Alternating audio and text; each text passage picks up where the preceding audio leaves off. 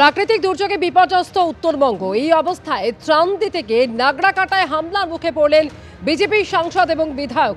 আর যে ঘটনা নিয়ে তীব্র আক্রমণ করেছেন প্রধানমন্ত্রী, তৃণমূলকে আক্রমণ করেছেন প্রধানমন্ত্রী। জনগণের পাশে দাঁড়াতে গিয়ে দলীয় সহকর্মীদের উপর হামলা, যেভাবে হামলা তা তৃণমূলের অসংবেদনশীল আচরণকে প্রকাশ্যে এনেছে। এই হামলা দেখিয়ে দিয়েছে রাজ্যের আইন শৃঙ্খলার অবস্থা কতটা শোচনীয়। নাগড়াকাটা হামলার তীব্র নিন্দা করে তৃণমূলকে এভাবেই আক্রমণ করেছেন প্রধানমন্ত্রী। আশা করি এই কঠিন পরিস্থিতিতে সন্ত্রাসের বদলে জনসেবায় মন দেবে তৃণমূল। সন্ত্রাসে সামিল হওয়ার বদলে জনগণের কথা ভাববে পশ্চিমবঙ্গ সরকার। সন্ত্রাসের প্রতিবাদ করে বিজেপি নেতাকর্মীদের দুর্গতদের পাশে দাঁড়ানোর নির্দেশ। উত্তরবঙ্গের দুর্গতদের পাশে দাঁড়াতে দলীয় নেতাকর্মীদের নির্দেশ দিয়েছেন প্রধানমন্ত্রী।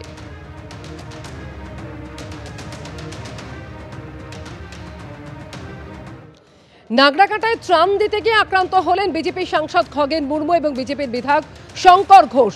আর এই ঘটনা নিয়ে প্রতিরক্ষা মন্ত্রী রাজনাথ সিং তিনি ফোন করলেন শ্রমিক ভট্টাচার্যকে। যেটা জানা যাচ্ছে, বিজেপির রাজ্য সভাপতি শ্রমিক ভট্টাচার্যকে ফোন করে তিনি ঘটনার সম্পর্কে খোঁজ খবর নিয়েছেন। নাগড়াকাটা নিয়ে খোঁজ নিতে শ্রমিক ভট্টাচার্যকে ফোন করেন প্রতিরক্ষা মন্ত্রী।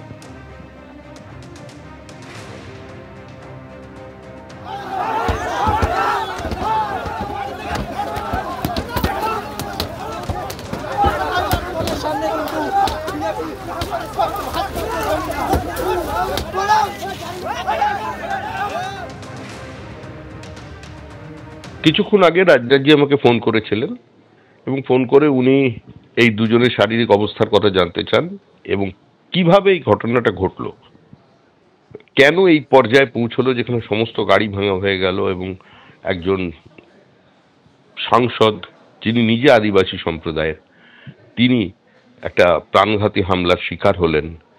শঙ্কর ঘোষ আমাদের চিফ হুইপ কিভাবে তিনি আক্রমণ তার উপরে নেমে এলো, এই বিষয়টার কারণটা কি এবং পরিস্থিতি কি ঠিক ছিল সে সম্পর্কে জানতে চান।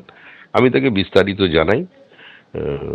আর তিনি সব শুনে বলেন যে পশ্চিমবঙ্গকে বাঁচাতে গেলে পশ্চিমবঙ্গের মানুষকেই দলমত নির্বিশেষে এগিয়ে এসে আজকে এই হিংসাকে প্রতিহত করতে হবে। আধুনিক পৃথিবীতে রাজনীতিতে হিংসার কোনো স্থান নেই।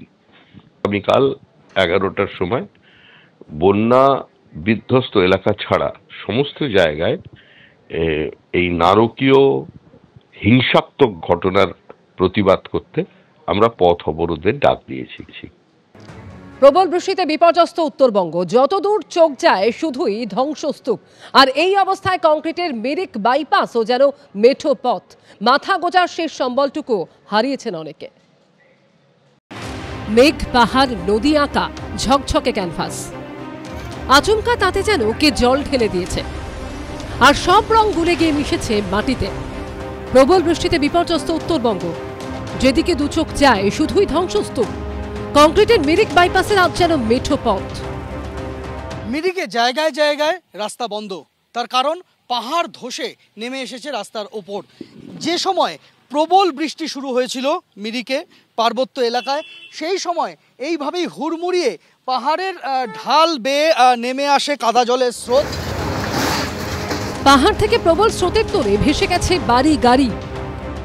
পাহাড়ের ওপর থেকে এইভাবে কাদা স্রোত, গাছের গুড়ি ইত্যাদি হুড়মুড়িয়ে নামতে থাকে এবং যখন এই সমস্ত কিছু হুড়মুড়িয়ে নামছে তখন তার ধাক্কায় রাস্তার ধারে দাঁড়িয়ে থাকা যে বাস, সেই বাসটি একেবারে কাদার ঢেউয়ের মাঝখানে পড়ে গিয়ে এক প্রকার বলা যেতে পারে যে পাশের যে বাড়িঘরগুলি রয়েছে সেই বাড়িঘরগুলির ওপরে আছড়ে পড়ে। কাদা জলের স্রোতের ধাক্কায় যে কাঠের ঘরগুলি রয়েছে সেগুলি একেবারে খড়কুটোর মতো বলা যেতে পারে ভেসে গিয়েছে এবং ভেঙে চুরে পাশের যে খাদ রয়েছে সেই খাদে এসে পড়েছে এক প্রকার। এই বাড়ির যারা বাসিন্দারা ছিলেন তাদেরকে অন্যত্র ত্রাণ শিবিরে নিয়ে যাওয়া হয়েছে। ये तो अचानक जो बारिश हुआ था उसके वजह से हो गया, ऑल ऑफ सडन हो गया। ये बस तो इधर ही खड़ा था तो ऊपर से लैंडस्लाइड हो गया, भारी बारिश के कारण लैंडस्लाइड हो गया।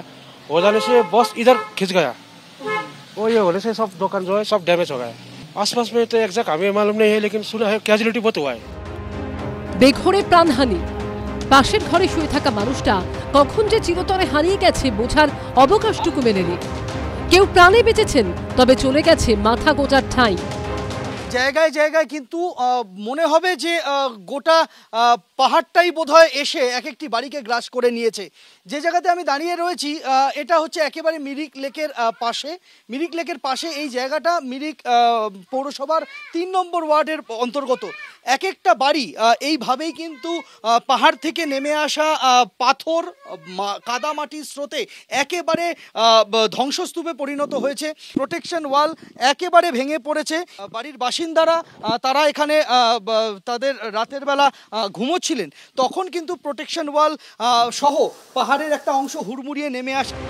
পাহাড়ের কোলে বাড়ি, দুপা গেলেই দেখা যেত প্রতিবেশীর বাড়ি, সেই রাস্তাটাই আজ উধাও। যে রাস্তাটা গিয়ে আশপাশের বাড়িগুলিতে যাওয়ার পথ, সেই পথ বন্ধ।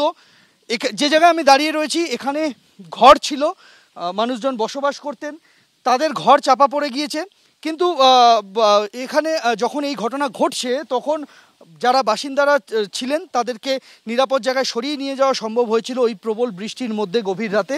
কিন্তু প্রাণহানির ঘটনা না ঘটলেও যে পরিমাণ ধ্বংসলীলা চলেছে তার একটা টুকরো ছবি দেখেই বুঝতে পারছো। ধ্বংসস্তূপের পাশেই দাঁড়িয়ে আছে কয়েকটা বাড়ি, একবার দেখলে মনে হয় এই যাত্রায় বেঁচে গেছে।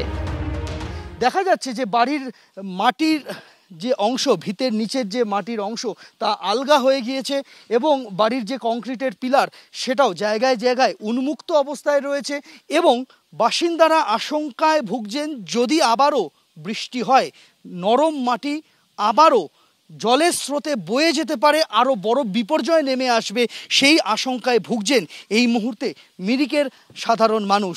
ये आपको सही 2-3 बजे का वो था, बारिश आ रहा था पूरा। हम लोग थोड़ा सामने था, देख रहा था, पूरा गिर गया। ये है ना, ये नीचे ऊपर का सब आ गया। जब इतना बारिश आया था, बहुत बड़ा बारिश आया था, है ना, पूरा ऊपर से वो आ रहा था, शॉटिंग वगैरह आ रहा था, इसलिए निकल गया हम लोग, है ना। कितना डर का माहौल था उस समय? अरे बहुत डर था। শান্ত প্রকৃতির মাঝে পর্যটকদের নৈসর্গিক ঠিকানা, সেই মিরিক যেন এখন স্থানীয়দের কাছে ভয়ঙ্কর হয়ে উঠেছে। সন্দীপ সরকারের রিপোর্ট, এবিপি আনন্দ।